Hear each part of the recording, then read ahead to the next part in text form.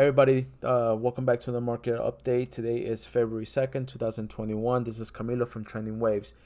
Tonight we're going to review the chart of the S&P 500 along with some individual names such as Zoom, Tesla, Amazon, and Dkng. Okay, so before I go and dive into the charts, consider following me on my Instagram page, Trending Waves. I do post individual chart setups that can help you with it, looking for a trade. I usually post high conviction trades here. Okay, if you have any questions, just shoot me an email or DM me on my Instagram. Let's go back to the charts. So, what do we have here? This is the S&P 500, and coming off from the lows of October, right? We printed the wave 1 down in 2, up in 3, down in 4, and up in 5. This is as it stands today. But yesterday, what we were looking at was that this price structure here was like this, where everything was one swing prior, and this is pretty appropriate given the fact that this was an ending diagonal, and normally an ending diagonal appears within the fifth wave of the Elliott wave price structure. Okay, but given the fact that we printed a measure move, a 3-wave measure move in the downside, right? We started looking at it and reevaluating the count, and then that we can appropriately move wave 3, everything one swing over, okay? And that obviously at the end of wave 3 we have wave 5 of 3, which ended in a ending diagonal, which is extremely appropriate in our case. Now, a lot of people were trying to short, and there were a couple of questions on my Discord asking me if this is the time to start shorting the market. I mean, we've been waiting for months. We've been looking at this setup, and I was hesitant on pulling the trigger. And why was that? The reason is because if I take you down to a 30-minute time frame, okay, which we can zoom in further into this price structure, we can clearly see that this is made up of 3 waves. Okay, 3 corrective waves, and then that wave C is equal to wave A if we take an extension. All right, and you're gonna note that if I take the extension from the high of wave A to the high of wave B, we can see that it's damn near 100% of this entire extension, and that's pretty appropriate. Okay, and then what we ended up doing was that we rallied up in a counter corrective move. Okay, now looking for a higher degree wave 5. So the question is this: what is our price target? What are our targets for the ending of this wave 1 before we roll over into a larger corrective move and down in wave 2? There are a few ways we can look at this. All right, and our most immediate targets will be done by doing a fib extensions from the low of wave 1 to the high of wave 1 over to, and we're gonna see that our first target. What we're gonna do actually is this. Let me step back. What we're gonna do is we're going to draw some extensions, and we're going to see where we find some flip clustering. And at that point, once we find flip clustering, we're going to know that this could be some resistance zones, because mind you that once we break this high, we're in blue sky breakout for the S&P 500. And so our near-term our near-term resistance area will be dictated by the flip clustering. Okay, so that's what I just drew. That's 1. Okay, the next one will be taking a measure move from here. From the low of wave 2, which is how we normally do it, down to wave 4, and we're starting to note that this zone is the potential for our first resistance area. Okay, what we're going to do next is we're going to see how, if this is wave 1 and we're going to start printing wave 2, because remember, wave 5 is an impulsive wave structure and it's made up of 5 subdivisions. So once we print wave 2 of 5, all right, we can determine where this is going to where our next fib cluster is going to fall. But if we can assume that this is the end of wave 1, right? And typically we see a retracement of about 38 to 50% on wave 2. Let's take a quick assumption that that is going to be wave 2, and then that if we do an extension, okay, we're going to start falling within this zone. Okay, so you start noticing that there is an overlap in fib structures. And this is where I believe we can find some sort of top for the S&P 500. At which point, if I take you up to the daily chart, we will start looking into our short positions and our first target. Obviously, this isn't going to be a directional. It's going to take some time, but from the overall advance, we're going to potentially decline to the 38 or retrace rather to the 38 to the 50% retracement of the entire move from the March low. Okay, so that's the S&P. That's what I'll be looking at. I'm currently sitting on the sidelines and waiting for this to unfold so that I could take more action and see where, or actually, it doesn't, not necessarily is going to finish over here. We can continue up higher, but for now, my top is going to be around the 39.28 handle on the S&P 500. All right, let's take over to Zoom. Zoom video is, if I take you up to the 4-hour chart, which is more clear, we've been tracking this decline or this corrective structure from the low of December, right? We moved up into 1, 2, 3, 4, and 5 to complete wave 5. As you guys know, this is a new issue, relatively new. So either we're calling this A or 1, and then if we did finish wave 2 in this corrective form, then this could be either wave 2 or B. Okay, and the way we start looking at this is that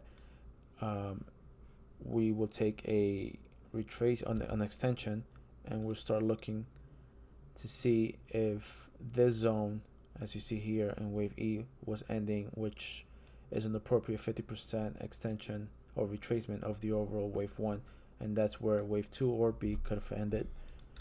What we're doing now, if I take you down to the 1-hour chart, is that I'm calling this as the end of wave E, all right, of this corrective wave B. So we were down in A, B, C, D, and E, right? And now we're breaking above this resistance line, okay? And our first target, our first entry point could be somewhere in the zone in the 400 region, all right? And my first target is going to be somewhere here in the 480s for Zoom. Okay, let me take you down to Tesla. Oops. Tesla, as you know, we were correcting on the wave 3 from the high of September, of the 1st of September of last year. We corrected this whole price action in wave 4, and then we started printing an impulse in wave 1, down in 2, up in 3, down in 4, and 5 to complete wave 1. So after that, we printed an ABC down in 2, and then again rallying up into wave 3. So I feel like maybe Tesla does have more upside, okay, given the fact that we have more upside on the S&P 500 also, and our first near-term target could be in the 970 handle to the 1,900, not 1,900. Apologies, to the 1,099, or perhaps 1,100. Okay, so that's Tesla. Amazon, which had earnings today, and as you guys know, Jeff Bezos stepped down as CEO. Okay, so similar price structure as that of Zoom. Okay, so we ended wave 3 in September, and then we corrected for several months, okay, to the wave 4. So we went down in A. As you guys see, this is all 3 wave structure, so this is pretty much corrective and sideways. So down in A, up in B, down in C, D, E, all right, and then we started wave 1, down in 2, and we have broken this downtrend of resistance channel, and we're moving up now in wave 3. Okay, my first wave 3 zone of resistance for target for profit taking could be between the region of the 34.62 and 35.36 handle, which will be resistance given the fact that that was a high of wave B.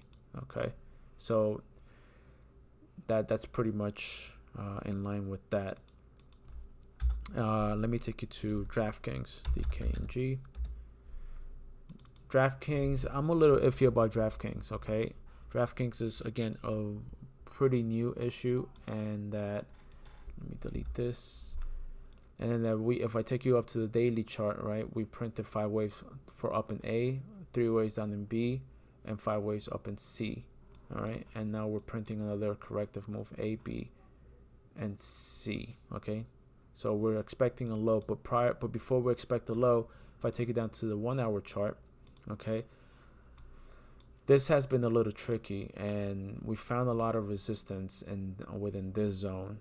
So we finally broke out of it, and now we're printing 5 waves up into wave C.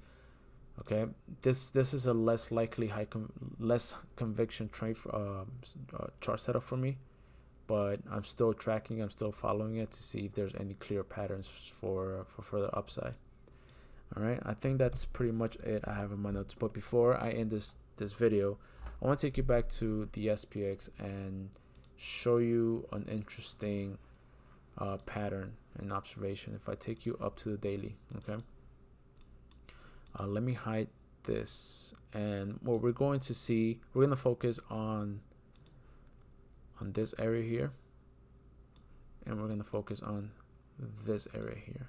Okay, and what we're going to start noting is that, you know, before any of this occurred, right, and if I could just disregard this zone here. All right, this area we can count 5 waves, right? 1, 2, 3, 4, and 5.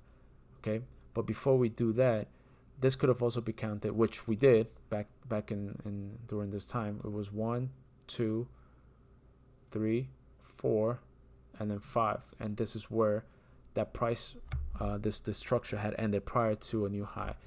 So if I take you over, if I take you over here, right, we can note, let me redraw this again for you guys. So this is 1, 2, 3, 4, and 5, right, and then we saw a decline.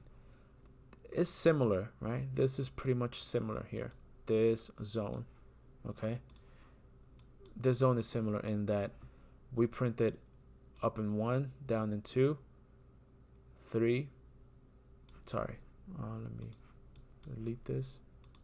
We did 1, 2, 3, 4, and 5, correct? And we thought that this was the end of this structure, all right, calling this whole advance, finalizing this whole advance, and then we were going to roll over.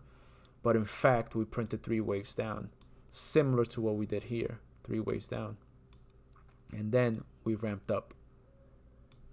Okay, so that's what we are expecting, and more notably than that are the times, right?